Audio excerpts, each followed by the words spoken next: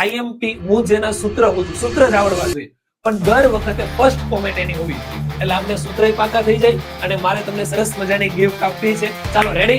કેવું લખવાનું છે? શંકુની વક્ર સપાટી, ફૂલ વક્ર સપાટી અને ઘનફળ. શું નામ છે? વિધિ. ઓકે, 3 વખત વિજેતા ભવ્ય અને પૃષ્ટિ. ઓકે, વિધિ અને ત્રીજો હતો નીલજા. ઓકે, હું આ ક્રમમાં જ લખું છું. વાહ બેબી. યશવી, પછી પુષ્ટિ, ગીતા નસી અને મીરા.